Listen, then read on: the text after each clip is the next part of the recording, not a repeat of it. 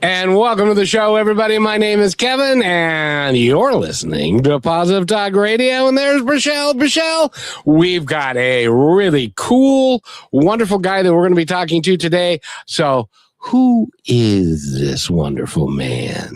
Well, he came into our world, Kevin. His name is Dylan Bost. He is working on helping people build clarity in business and in life. And, you know, I think we all could use that no matter where we're at or what age we are. He's also put together something phenomenal called sunnyhq.io, which is his podcast that just launched yesterday, which we're going to talk all about. So everybody can join on to that train. But it is really just an extremely beautiful opportunity to have Dylan a part of our world this time and to talk about how he's helping people build clarity. And we'll be right back with Dylan Bost right after this. There's a moment in every life when you decide to rise. To stand taller than your fear. To speak louder than your doubt. To chase the vision that sets your soul on fire. This is that moment. And here we walk it together with stories that awaken, voices that inspire, and truths that set you free. This is Positive Talk Radio with Kevin and with Rochelle, where hope has a voice. And that voice is yours. And welcome to the show, everybody. And Dylan is with us, and he helps people build clarity in their business and their home life, which I don't know if you know this, but they're all related. Rochelle, would you like to introduce our guest today? Yes, Dylan Bost, everybody, is the guest of the hour. Please stay for the full hour to hear all of the amazing stuff he's going to be able to bring us some clarity in. Because yes, business and life, unfortunately, have to be tied together. Anything you do in life, you have your own identity, which is separate from the things that you do and the things you achieve. And he's going to help us figure that out. So welcome, Dylan, and thank you so much for being here. How are you today? I'm doing great. Thanks, Rochelle. And thank you, Kevin. It's going to be fun. Yeah, it will be, because clarity. That seems to be a word that a lot of people are looking for, but a lot of people have trouble finding clarity. And in your world, what does clarity mean, Dylan? Oh man, well, it's a big word, right? It's a small word. It's huge. Profound meaning. You know, I think clarity invokes, and when everybody thinks about that, and whether it's understanding, whether it's direction, whether it's focus, and the positive sides of all those, right? I think we live in this space today where so much is happening so fast. You know, everything from media fears to government issues to personal and societal issues and cultural changes. And I think, you know, for me, you know, it's easy to get swept up in all that. And it's easy to be distracted regularly. For me, it goes back to just being distracted by work, right? And ignoring family. And because it's easy, we get these pats on the back, we get awards, we get money, we get these things as we push in those directions, and it helps us to ignore a lot of the important things in our life, most importantly ourselves, right? And for me, is this process of trying to say, well, yes, these things make me feel good, but in essence, it's this is a very small lane in which we travel in, right? When then at some point that feeling good is going to end and that burnout is going to happen, and what you're left with is just kind of what's left. So clarity, and when I work with people, it's really trying to uncover those things that we know exist and addressing them. And I will tell you, times they, as Bob Dylan once said, times they be a-changin'. And I remember when I was a kid and we would play Army, and we didn't have any real toy guns, so we'd grab a stick and we would play Army with a stick. I mean, I don't know if you remember that, but times have changed so much with the advent of computers and with cell phones and smartphones, and now AI is changing everything. There is when I was a kid, it wasn't, nothing happened this fast. It's Rochelle, your generation, things are happening so much faster than they used to. In your world, Rochelle, how do you try and maintain clarity and focus when there's so much going on? A big part of that has been surrendering, which if you listen to the show, you know me for that. Letting go of what I can't control, but also having those moments of pause moments to give. It doesn't matter where I'm at or what I'm doing or why. I realize when I'm at that moment that I need that clarity, but it took me a long time to be able to have the awareness of, hey, I need a moment to myself right now to regroup and gather my energy and all the above. And I remember being a kid, their cell phones came out and like they were ugly, huge Motorola. I thought they were the coolest thing. You got the flip phone, and that was like a whole part of my upbringing. And even for me now, I have to keep up with the things that are changing, especially with AI and social media. My mom didn't allow me to have that. So I got saved from that a lot, thank goodness. But Dylan, I'm wondering, where was the pivot in your life that started all of this and why? Yeah. Well, like good stories, I think it started with a crash. I think I had to find my bottom in a lot of ways. It started about almost 15, 16 years ago. So I was running a super successful business, branding, marketing agencies. Great. Had a full staff of about 25 and lots of clients and awards and money and all these things. But I had a moment before what I call kind of the dark years, these 2 years of this slow burn, but where I stood up in my office and things were going great, right? On paper, everything's fantastic. And I remember just in the middle of the day, for no apparent reason, just standing up and was alone in my office and just was like, why am I doing this? And that question, it still strikes just a little bit. I feel it still a little bit in my solar plexus. It for me, it was existential in that I didn't understand why, one, I was having that feeling, and two, this was the first time I'd really ever asked a question I couldn't answer. Right. So again, we're doing great business, right? And this is great. We all have those that are fortunate to have a job they enjoy. I did, was working for good clients.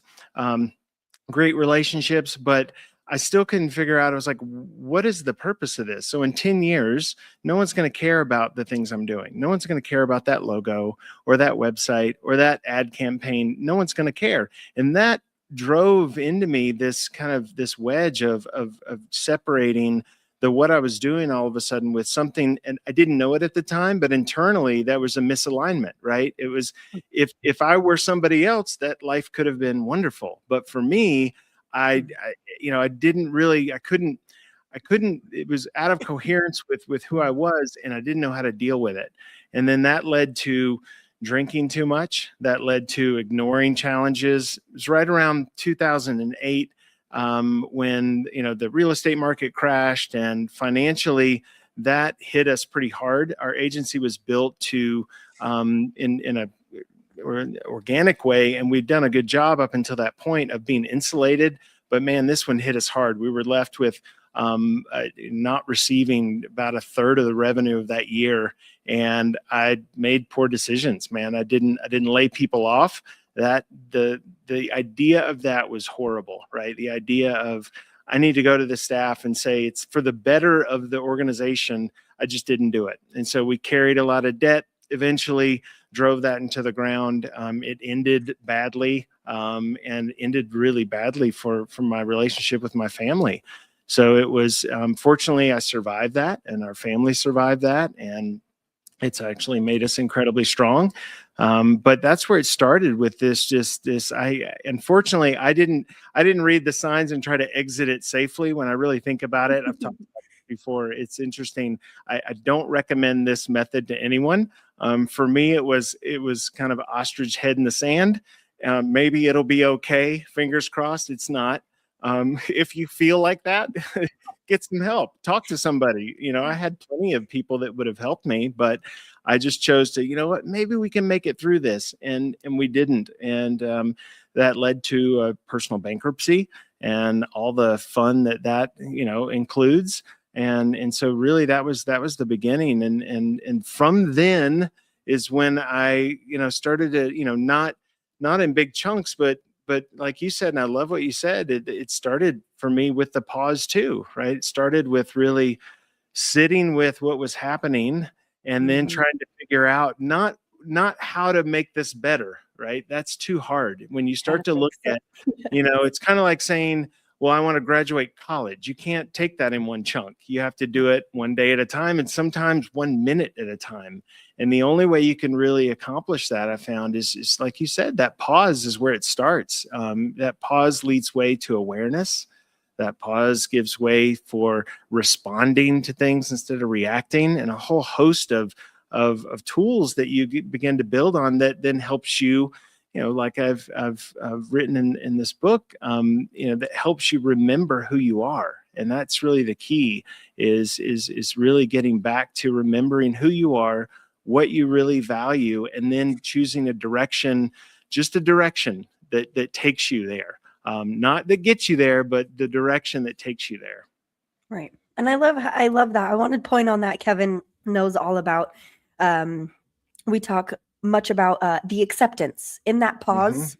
More than anything, you're accepting what is going on and only the control you have, which is crazy hard to do. And Kevin watched me struggle with it for a really long time. But accepting where you're at sometimes is, if you just ignore it and try to move on and then create something else in your mind, then it might work. But you also have to be realistic. So yeah, for sure. And Dylan, one of the things that you went through, and what I call my bad country music song period, and you went through one of those too. I love that. I did.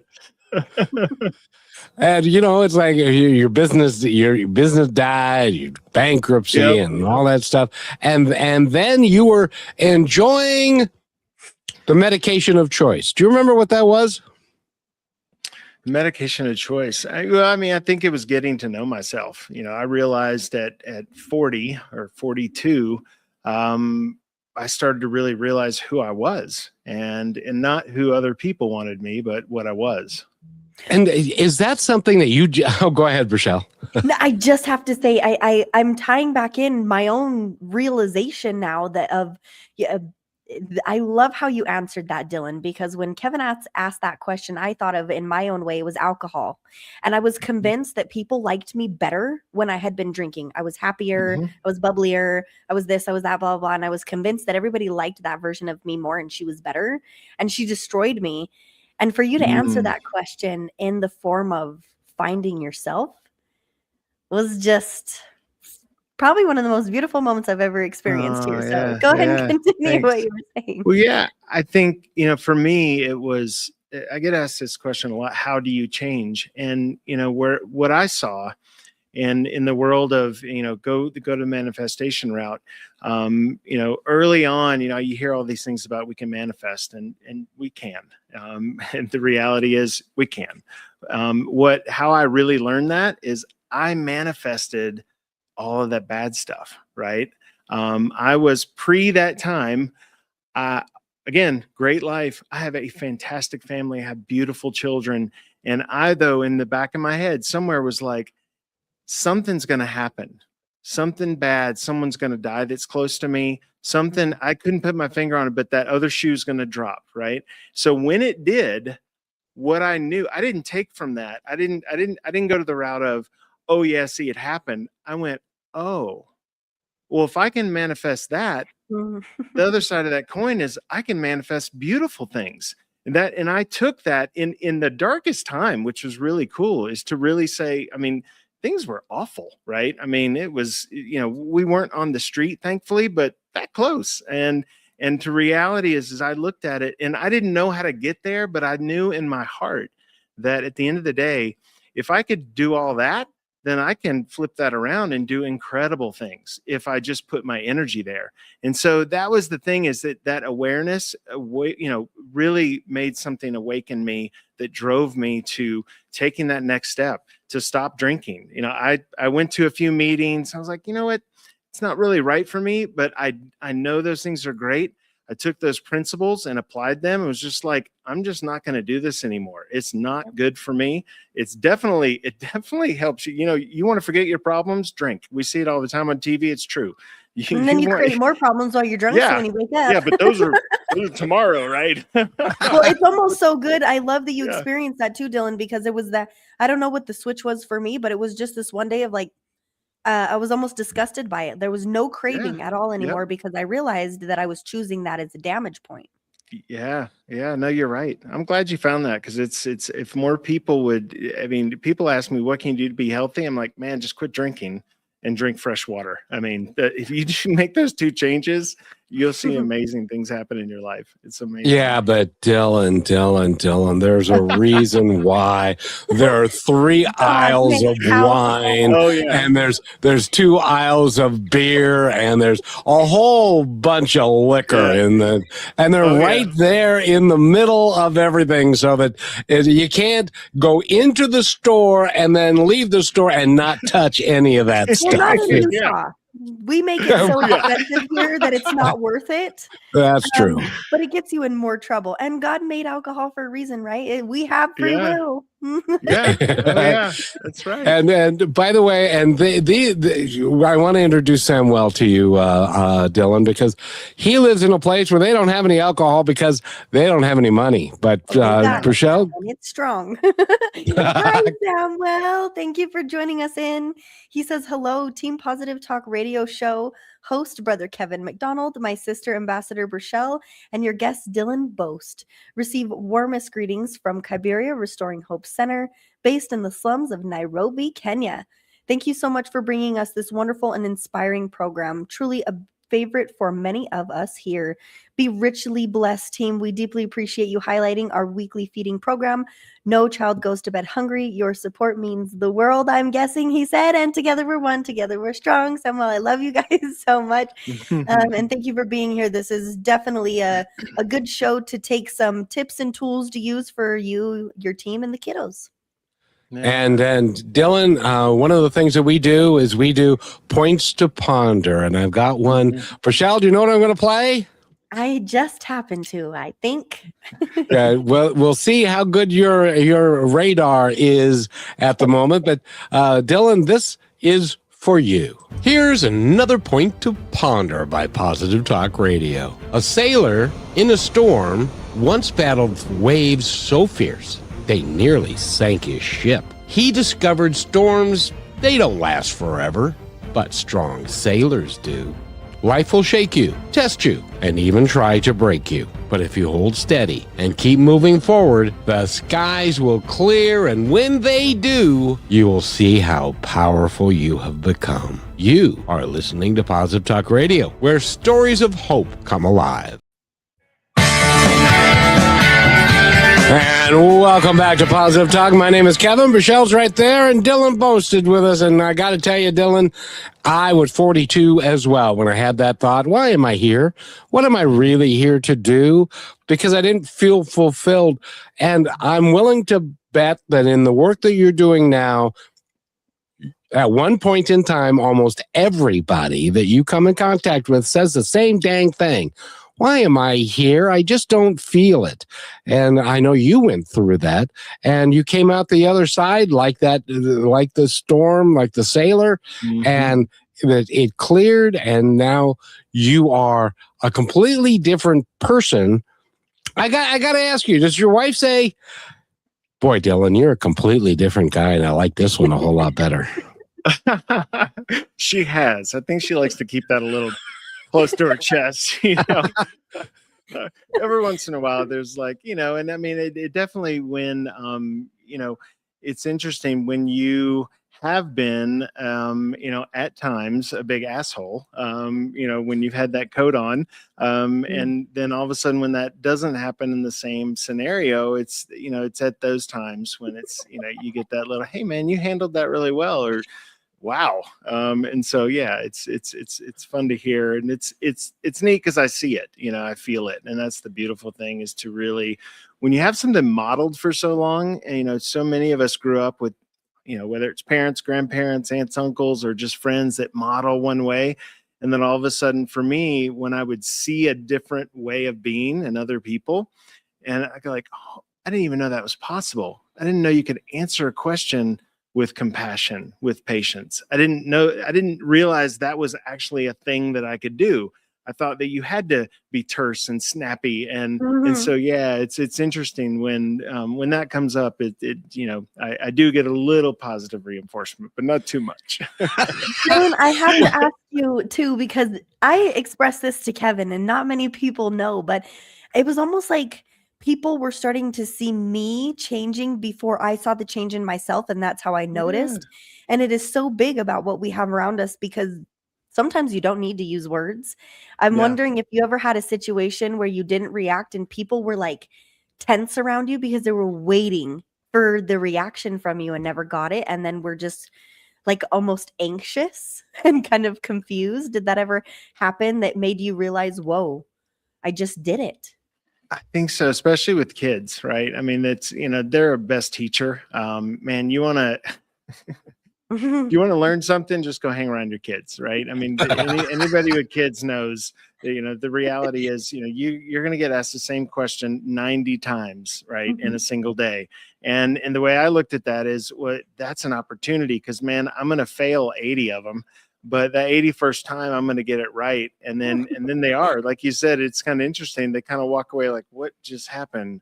Why did he not, snap? Because I've asked him 80 times and maybe that should be okay. But at least, and then, what's interesting is if you take a moment to let that sink in, it's back to your pause, right? What I find is if you will not push past those are little celebratory moments when you, even for you, right? When you don't have to, I don't need someone else to say, hey, good job. But if I pause and walk out, I go, man, I nailed that. It may have been something simple like, he didn't take something out or wash the dish or something, but I find it's important to recognize those opportunities because it's those things that build on each other, right? It's those little tiny things during the day. And that's a new behavior. Once you weave that in, all of a sudden you're not thinking about it. And all of a sudden you have elicited super big change in who you are. And then you could have like my children, which are like, I've been positive my whole life, and it's just how I live. And they're like, "Oh, Dad, would you please knock it off?" Maybe you could throw them off and get really angry. That's right. No, they know it was an act. They know. But anyway, you were born with the growth, you lucky man. That's right. Work for that. Well, but it's part of how I choose to live, and I've always been of service, and I always wanted to do that. And have I been perfect? No. Am I still perfect? No.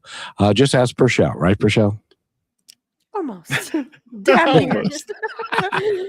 But what we're doing and what Dylan and what you are doing and the road that you're on and with helping people like you're helping them and being of service to people, that really, that's a different thing than you've ever done. But it's a more fulfilling thing for you, isn't it?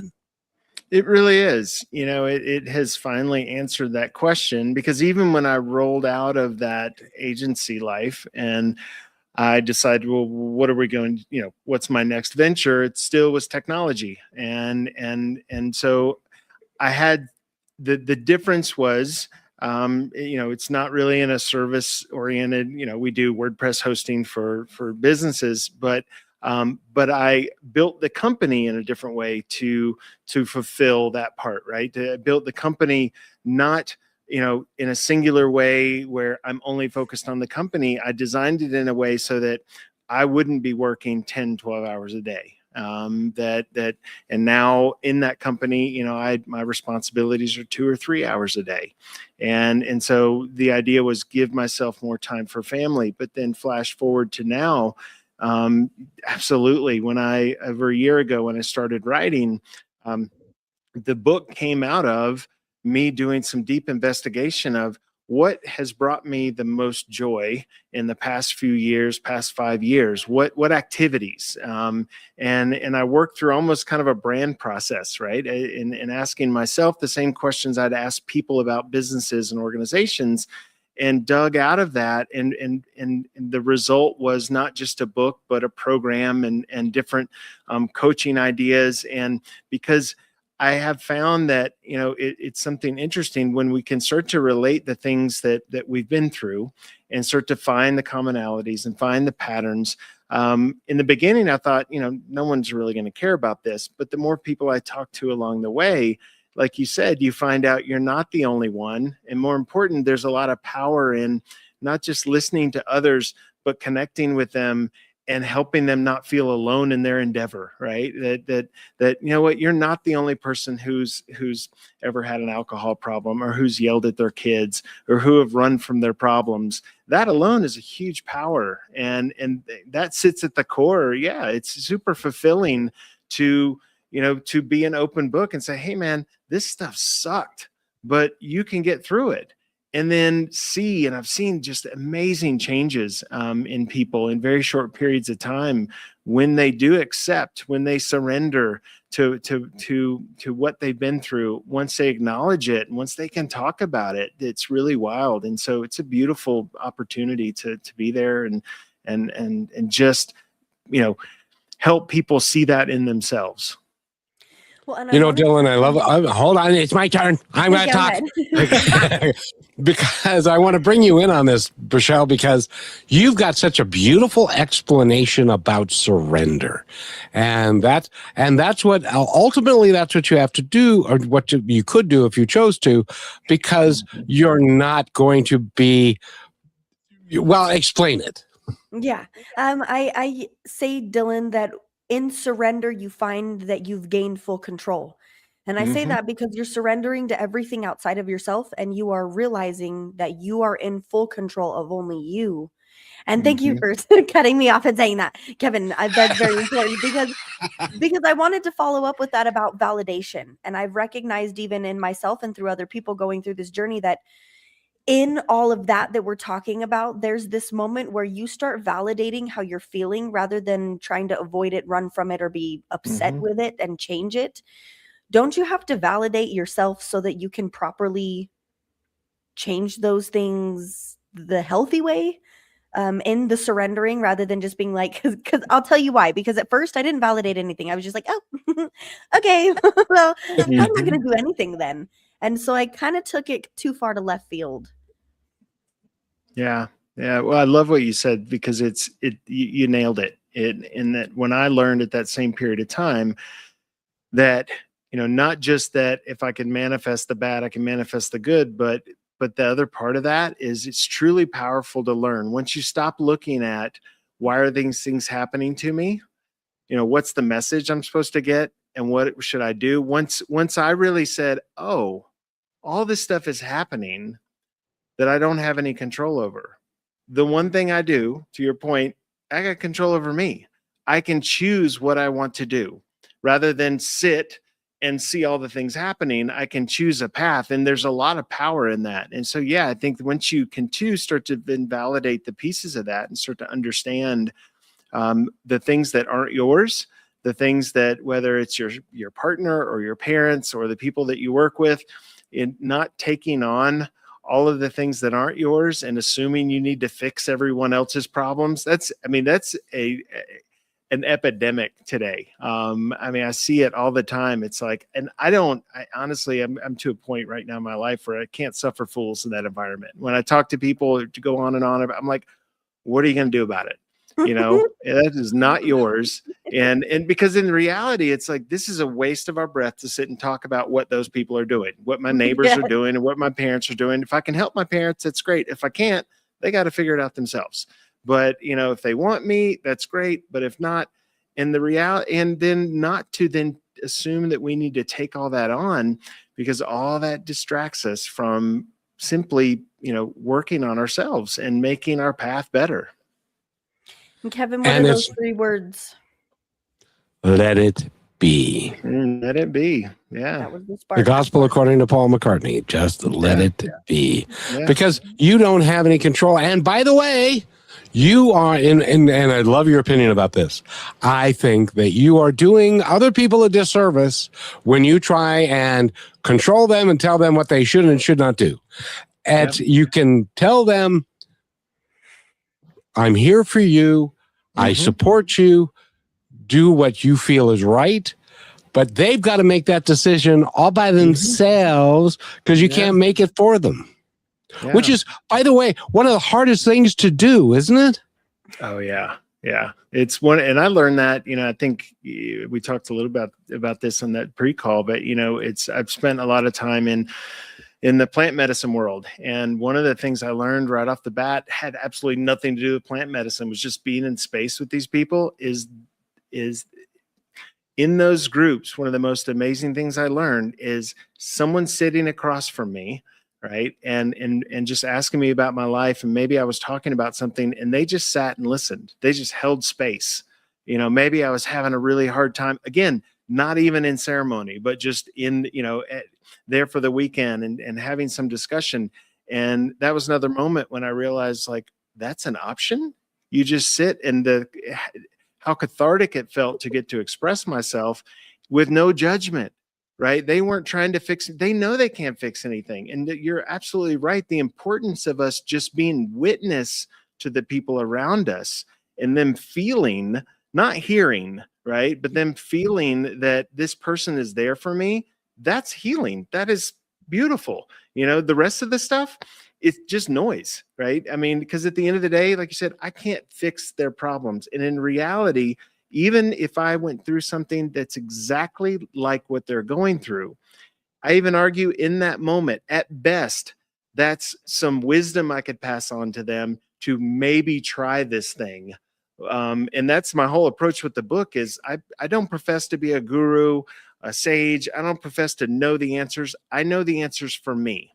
So if you find things in there and you're like, hey, I'm kind of going through that and he did this, I'm not saying that'll work either. I'm saying it might work, right? Try them. But also, in light of about 100 different things that I've collected, there's a different mixture for everybody. So you've got to work on that and you've got to try different things. There are some real basics I do think that work for everybody, the breath and meditation. But beyond that, it's finding what collection of those things really work. The rest of it is just me feeling good about me because I'm telling you, what you need to do.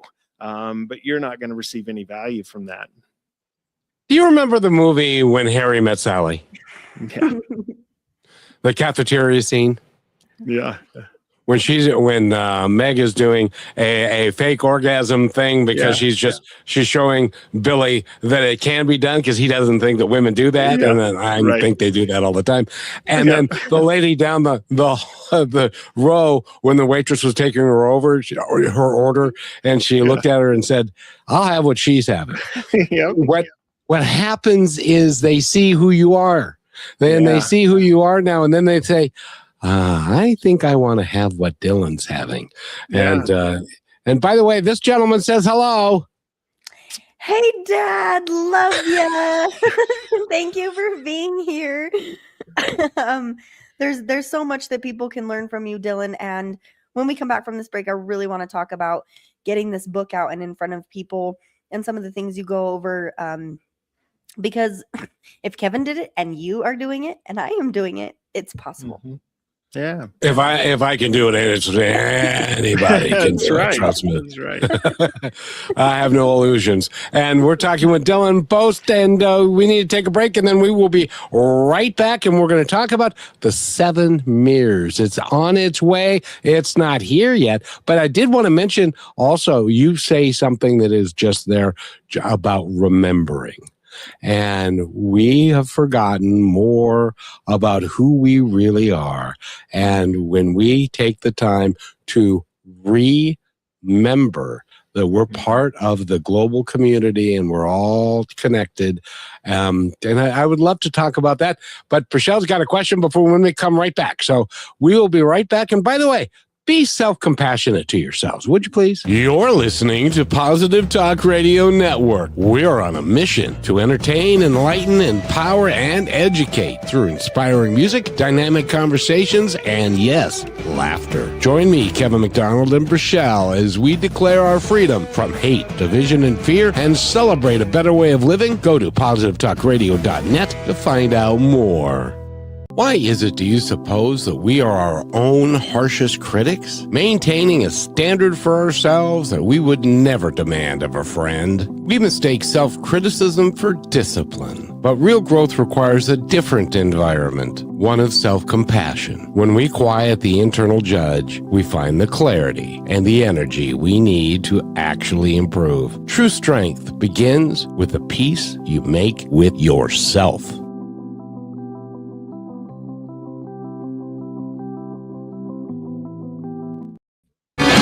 And welcome back to Positive Talk. My name is Kevin McDonald, and there's Michelle. But by the way, everybody loves you, young lady, so you get to ask Dylan the next question and or series of questions because you're so smart. Well, you see, I actually just want to get all of his information out unless you have a question, because I want to learn about the book so that everybody knows. But everybody, please follow along with us. Dylan's got 2 websites available here. The first is DylanClaytonBost.com. He's got everything about him, the podcast, which we'll talk a little bit about, his book, The 7 Mirrors, the coaching, and some speaking that he's open to doing as well if you want to contact him for that. And then he's got another website, sunnyhq.io, which we're also going to talk about. So follow along with us through those links. And Kevin, do you have a question before we learn more about the 7 mirrors? I would love for you to, the book is, as they say, in process, and it's going to be coming out, and it's going to be coming out within the next 6 months. You're going to have to come back before it comes out, but tell me the basic premise of what you're trying to let people know. Yeah, so I'll tell you who it's for, and then what I'd like them to know. It's for anyone. I think the people that most value it are high performing people. And though this is a pretty broad term, right? I mean, this is high performing leaders. It's parents, and I think the reality is it's for anyone out there who's recognizing that they're misaligned in their life. They've built some form of external success. Whether that's their family or business, whether they built a business or they work in a business, and yet, in like my earlier description, there's just something that's not right. And the premise is this: it's a collection of stories, although it's kind of a comparative to my life, and that I found that, like we said earlier, with remembering. I really have heard this a lot in the world, right, where we're trying to be a higher version of ourselves. And I don't think anything's wrong with that. But when I really sat with that idea, that implies that we're a lower version of ourselves. And I really didn't understand it. Never really appreciated that, although I've said that term 100,000 times. What I really came to understand is, look, we're born perfect. That's the reality. It's after that all the stuff happens, right? It's after that Dylan, would you say that one more time? We're born perfect. Congratulations, you were once perfect, and you can get back there. I'm just kidding. That's right. And it's about remembering that, right? It's about remembering who we are. And so the book takes you through a series of 7 different chapters, 7 mirrors, and uses this idea of what I really started to understand is that, in our life, everything is a reflection, and an easy way to understand this is the next time you're driving or you're getting a cup of coffee and someone bumps into you and they say something rude to you, or maybe you're at a dinner party and you're talking with something about something just fairly benign, and yet something really irks you about what that person says.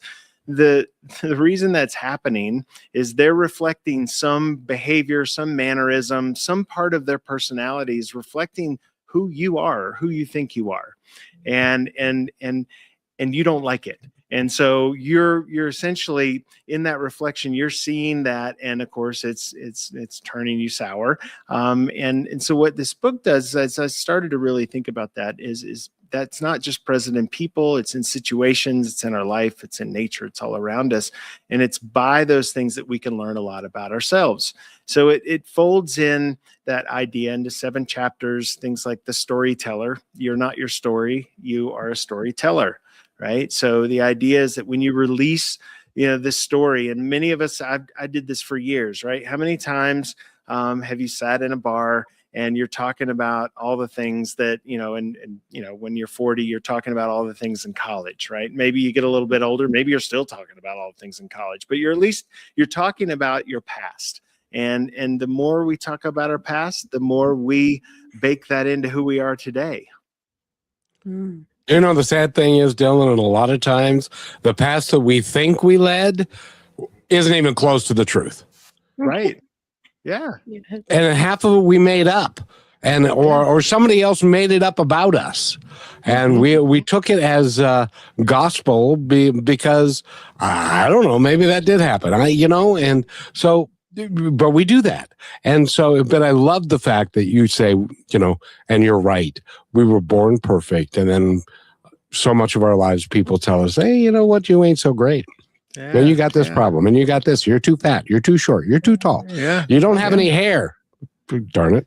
And or you got too much hair in Purcell's case, and stuff.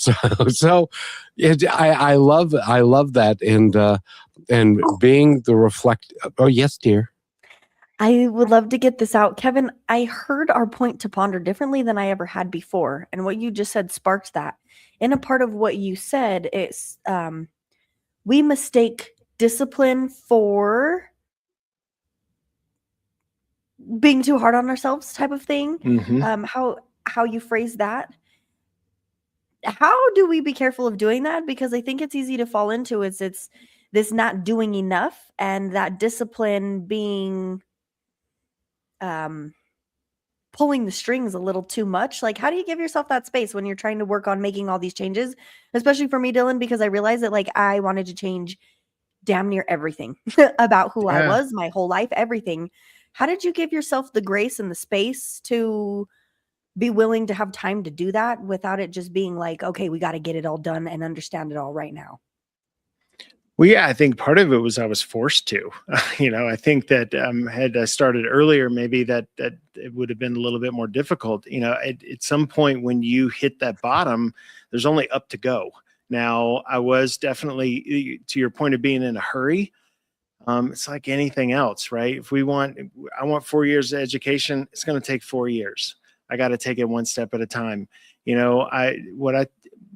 What I encourage people to do is write things down. Write down what you want. Get real about what you want, and then take it piece by piece. You can't change. Look, your nervous system's enters into this entire equation, right? So you can't force change faster than it needs to happen. You can try, but it doesn't work. So what you can do is say, well, if I want to be a completely different person tomorrow, that's not going to happen. I mean, the reality is, but what you can do is say, I want to be a completely different person next year or 6 months, or assign some date. That's not important, but put it out there far enough that you think it's achievable. What's it going to take to be that? Well, I'm going to quit drinking. I'm going to get real about my finances. I'm going to really take, this is the interpersonal stuff was difficult for me. I'm going to really take a hard look at how I communicate with my family. And then even in that, you have to break that into little pieces. Okay. I'm going to realize when I failed, I'm going to take a moment and think about how I failed. And then I'm going to try it again. Back to the kid thing. That's great, because he's going to ask me again in 5 minutes. So I get another shot at it. But I think it's important that you can't think about this stuff. To me, it's just too hard to track. Humans are incredible, strategic thinkers. I think we can track a lot of things, but when it comes to working on ourselves, man, whatever tools you need, chart these things, at least write down a list of, I love this analogy, right? So we go to the moon in 1969, right? So, we'd never been there before, and we didn't really know how to do it. We knew, physically it was possible, and the physics of it would work out, right? If we do this, it's possible. But we had no idea how to do it. And that's related to our life. I didn't know how I was going to be a different person, but I had some idea of what I knew where I was. That's the important thing. NASA knew where we were. We're on the Earth. We want to go to the moon. All right. I know there's two things. I'm going to chart out the next, kilometer at a time or 100 kilometers at a time. When I start to veer off, I'm going to make a course correction. I'm never gonna keep looking at the moon. I know I'm going to the moon. That's where I've got it on my chart. I've got it on my written plan. But all I'm going to do is I'm going to chart the next day. I'm going to chart the next step. I'm going to chart the next 10 minutes. But when I feel myself getting off, I'm like, oh, I'm off a little bit. So let me course correct and back. And I think that's the key, right? So whatever devices to help you in that process. But the key is then to give yourself, and that helps you with your grace question, right? You're not going to fail miserably. Don't go too far off course, right? That didn't work. That discussion didn't work. Oh man, I need to make more money. I need to take on an extra job for next week to make ends meet. I need it, whatever that is, but attack it at the time. Don't ignore it. And those little course corrections, sooner or later, you're at the moon, right? Sooner or later, you're a completely different person. Kevin, is that how you built this? Yes. One day at a time. But I have a real quick story I have to tell you about, because this for me was very instructive. And for those of you who don't know, I drove a bus in Seattle for 12 years. And bus drivers are notorious for being sour-mooded and petulant and difficult, and they don't talk to people and all that kind of stuff. Well, I made it my mission that I was going to talk to people and smile at them. Well, one day I had two 10-year vets, bus drivers. They came in to qualify on a route, and I was driving the route, and so I did what I do, which is say hello to everybody when they get on the bus. And before they got off the bus, they said to me, and this was so instructive for me, and they didn't even know they were doing it, but they said, "How long have you been driving?" And I said, "About a year." And they said, "Well, trust me, when you get to be 10 years, you're not going to talk to anybody anymore because it's going to wear off and you're just not going to be a nice person anymore." And so my instructions that they gave me was, no, I'm not. I'm going to be nice for 10 years. I drove for 12 and was the same way at the end as the beginning. But that was a conscious decision that I made, that this is how I'm going to be. This is how I'm going to be perceived, even when only 20% of the bus riders smiled back, or they said hi. A lot of them just passed on by, and that had to be okay. So I learned not to have expectations of somebody else's behavior based upon my behavior, because my behavior was going to be good, and it didn't matter. That's Michelle. That's where I came up with. It's none of my business what you think of me, because I know what I'm doing. Does that make any sense, Dylan? It makes a lot of sense. And you know what? I will say, I would bet money that near 100% of the people you did that, they didn't respond, but it made a difference in their life. 100%. Yes, sir. I know that's not why you did it, but the reality is too, why, and I relate to that 100%, because what I found is, right, decision is really key. We hear this all the time. Yoda says it, right? Don't try, do. I mean, this stuff is really simple, everybody. Don't try to change, just do it. I mean, that's the thing. Put a plan in place and do it. But in your example, I love that, because the reality is you had a decision to make in that moment. You can either be grumpy, of which only hurts you and makes your day miserable, and then you go home and you're miserable, or in the face of all that kind of stuff, you can be happy in who you are and enjoy your own life. And at the end of the day, that's what it's all about. That's exactly what it's. And don't you feel it internally when you know you've done the right thing, when you return the wallet, when you say hello to somebody, when you're nice to somebody who may be down and you make them smile? For me, that's an internal thing. It makes me proud of to be, and it just makes me feel good. Yeah, I feel like I'm killing it when I do that. Really, I mean, I'm like, this is amazing. Exactly. Yeah, no, it's great. It's really, it's a fantastic feeling for sure.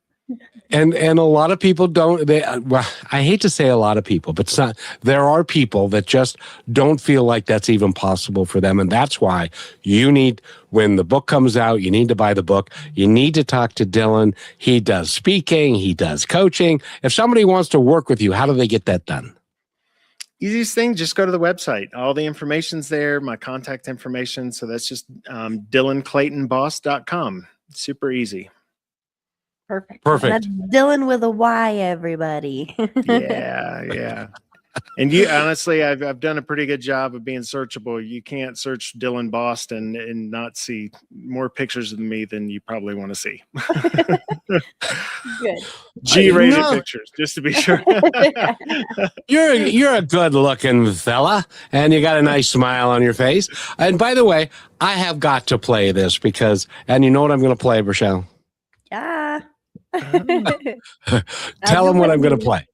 The mirror. Here's another point to ponder by Positive Talk Radio. A woman spent years hating the reflection in her mirror. One day, she whispered, "I am enough." Day by day, her reflection became her friend. Self-love begins with the words you tell yourself. Speak gently, because you are listening. This is brought to you by Positive Talk Radio, where stories of hope come alive.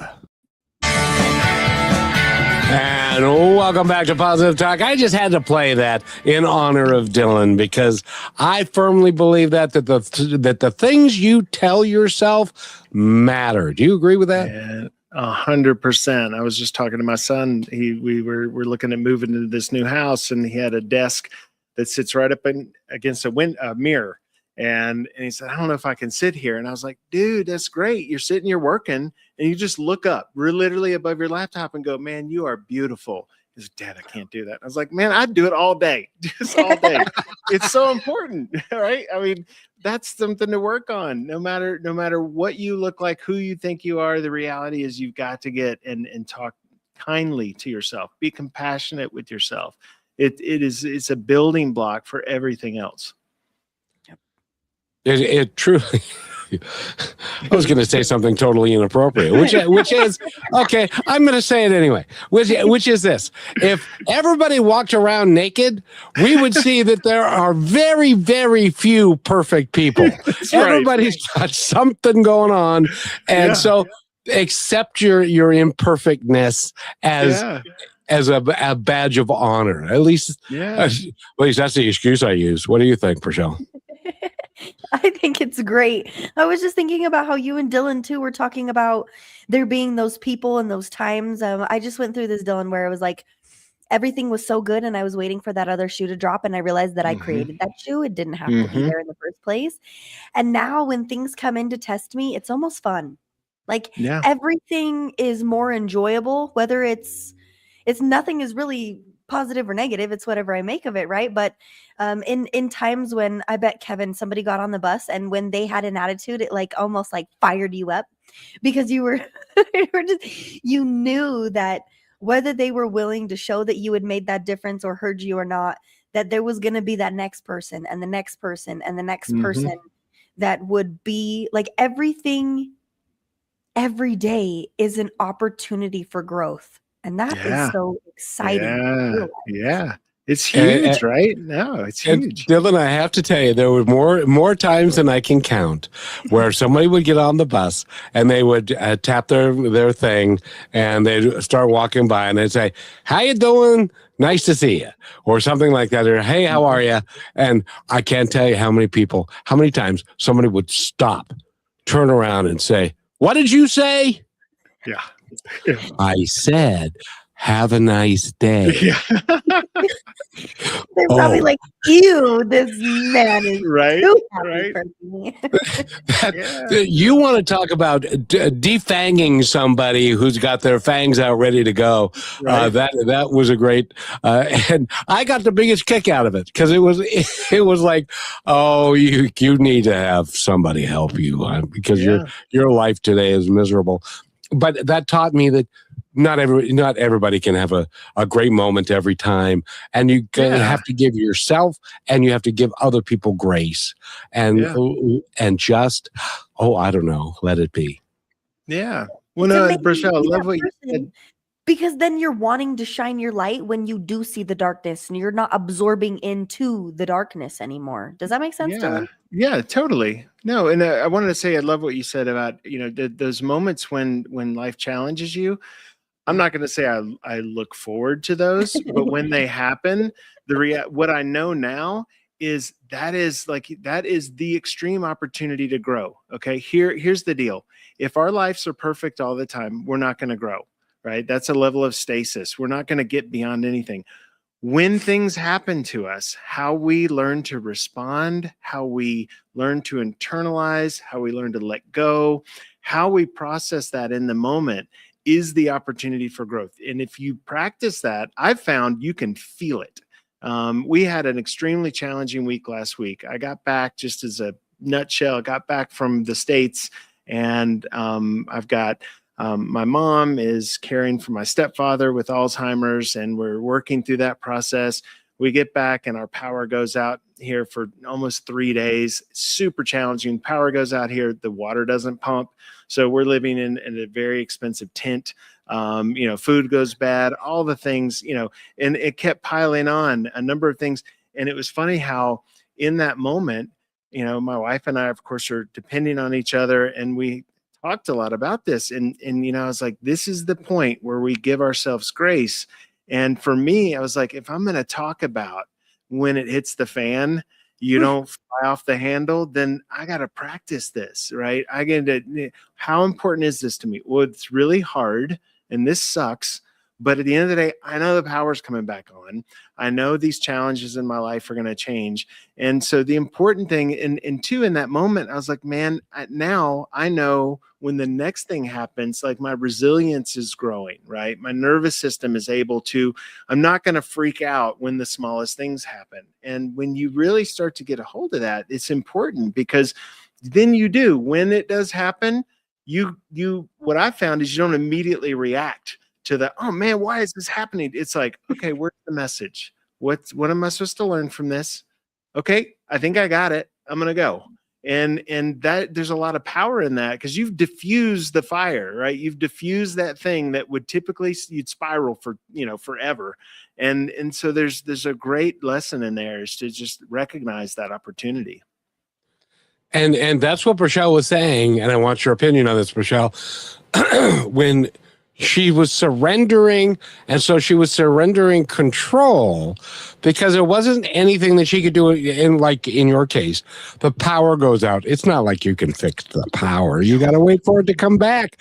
And so that is a lesson for you to let go of control, because there's something you just can't control, but you get to choose how you're going to respond to it. Yeah. Kevin, that's making me think that it taught me to be comfortable in the unknown, in the uncomfortable. Yep. Like that takes you so many ways, because if you would have asked me 2 years ago, I would have tried to figure out how to fix that power, and I would have believed. But the time and the energy I was wasting for myself to sit and stress about something I couldn't control, Dylan, I literally was just giving all my time away all the time. Yep. And I love what you said about surrender, right? I was just talking to a good friend that I was trying to convince him, dude, you need to surrender.